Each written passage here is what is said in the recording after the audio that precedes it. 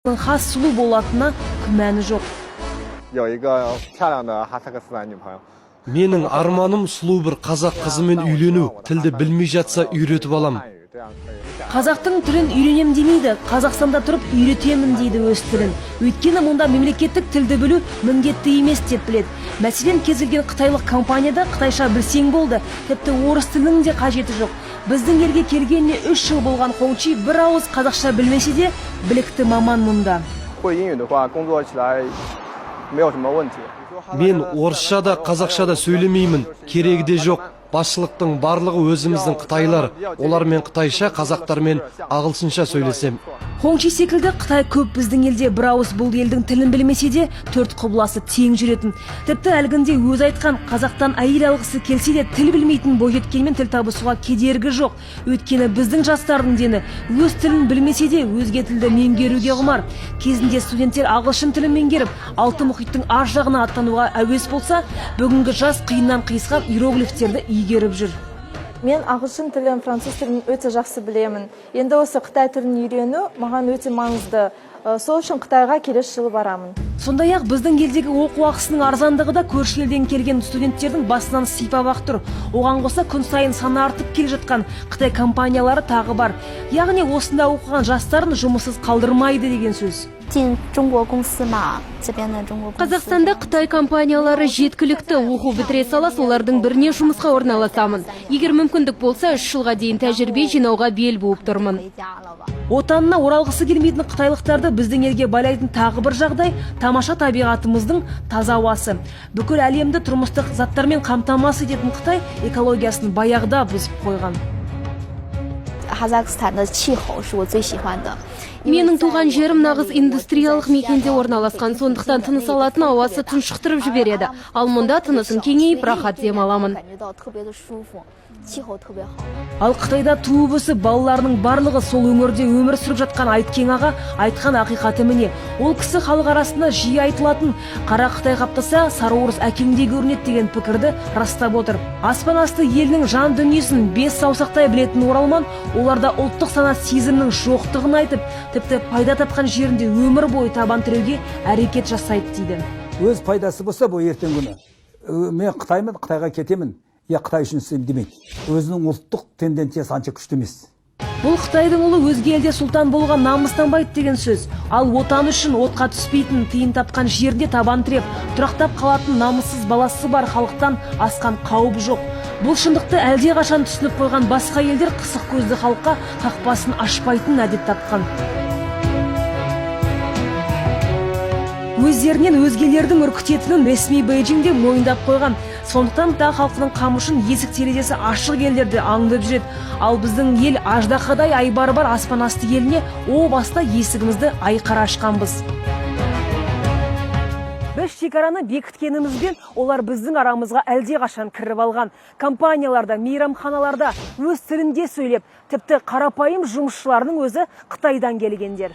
Мұнда мемлекеттік тілді білу міндетін деп санамайтындардың қатары қаптап тұр. Бір ғана Алматының өзінде 100-ге жуық Қытай кафесі. 270 бірлескен кәсіпорын.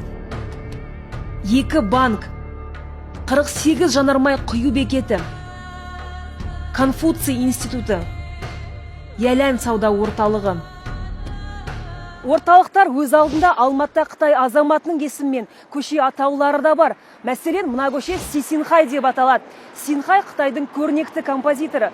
Ұлы Отан соғысының алдында Қазақстанда 3 ай тұрыпты. Сол тұста Амангелді көркем фильмінің музыкасын жазуға үлес қосқан. Соның қарымы ретінде Қонақжай қазақ 1999 жылы көше атауын сыйға тарта салған. Еңселі елордамыздан да Қытайлар өз үйлерін тігіп үлгерді. Астананың қақ ортасында Қытайдың ұлттық нышанында салынған зәулім Пекин Палас қонақ үйіне айына 700-ге жуық Қытай азаматы қонақтайтын көрінеді. Текке келіп кетпейтіні анық қой.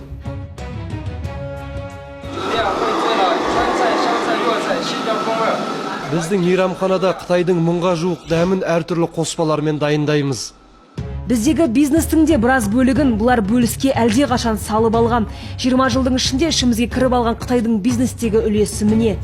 20 жылдың ішінде әділет министрлігінің мәліметі бойынша Қазақстан-Қытай бизнес статистикасында Қытайдың иелігіне өтіп кеткен компаниялар: Ақтөбе мұнайгаз 85,32%, Маңғыстау мұнайгаз 47%, Петроқазақстан 67%, Қазгер мұнай 50%, Қаражанбас мұнай 50%, Павлодар мұнай өңдеу зауыты 58%, Шымкент мұнай өңдеу зауыты 50%, Бузачи оперейтинг 50%, Азия газ құбыры 50%.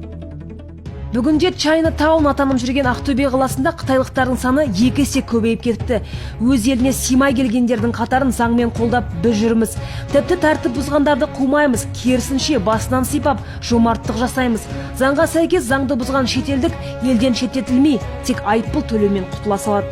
88 Қытай азаматтары қамауға алынып, олардың қолында тиісті рұқсаттары болмаған, рұқсат қағаздары. Ал өз елінде қазақтың ұлы өзгелерден езгі көріп жүр. Қытайдың қара жұмысы қазақтың мойнында. Өтеуі болса бір сәрі ғой. Мәселен, ғасыр жобасы деп жаңғырығы жер жарған Батыс Европа, Батыс Қытай дәлізін салу кезінде күрек ұстаған қазақтардың зар елегені де ел есінде. Қысым бар. Енді маған қарап отыр, ақша жоқ. Аймамай 100 мың теңге айлық деп айтқан кезде любой адам келеді, сол сөйтіп келгенбіз, мына балалардың да сөйтіп келеді. Қытаймен сауда айналым көлемі 8 миллиард ақш долларына өсті деп жаһанға жар салып бөркімізді аспанға аттық. Алайда олар бізге 2 миллиард долларға мына секілді өңі жоқ киімі мен тұрмыстық техникасын экспорттаған. Ал біз болсақ 6 миллиард долларға шикізат жөнелттік. Сонда кім ұтты, кім ұтылды? Мұны титтей балада түсінеді ғой. Айта қойш, 2 көп па, 6 көп па? 6 көп. Ал әлгі көршімізге жөнелткен сәлем сауқаттың пайыздық саны міне. 6 миллиард шикізаттың 54,6% мұнай, 12,7% мыс, 2,3% мырыш. Ал ұйқысынан оянған айдаһардың араны одан да үлкен болатыны мәлім.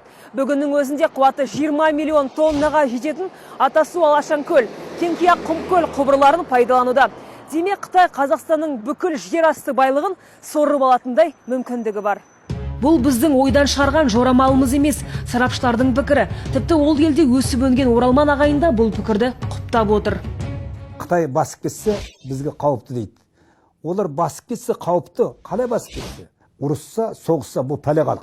Оның үстіне Қытайды зерттеп жүрген ғалымдар ондағы елдің жалпы табиғи ресурсы 2 миллиард адамды қамтамасыз етуге ғана жететінін айтады. Су көздері тартылып, орман сиреп, экологиялық апат төне бастағаны хақында өздері дабыл қағып жатыр. Сондықтан да оларға тауарынан гөрі адамын сыртқа экспорттау тиімді. Және бір жайт естеріңізде болса, бірнеше апта бұрын қытайлық жазушы бүтін қазақтың намысына тиген мақалада қазақ қонақшылғалық ет беріп күтумен қоймай, қойнына ұзатылмаған үлкен қызын да салып береді деп жазған. Аз ұлттардың арасына жік түстіріп ұлттық бөлшектенушілікке шақырған адамдар, олар 3 жылға дейін бас бостандығынан айырылуға тиіс. Жазасын алсын деп талап қойып, біздің елде ондағы ағайында дүрліккен еді. Ханзулар дым демеді, министрліктегілер болса, бұл тек бір ғана адамның пікірі деп жауапты қысқа қайырды. Бірақ 1 миллиард 365 миллион алапат су тасқындай қара Қытайдың 300 мыңы біздің арамызда жүр. Өз елінде тыйым салынған баласының санын осында көбейтпесіне кім кепіл? Ақырын елестетудің өзі ауыр. Сөздің шыны керек, Құдай сақтансаң ғана сақтайды.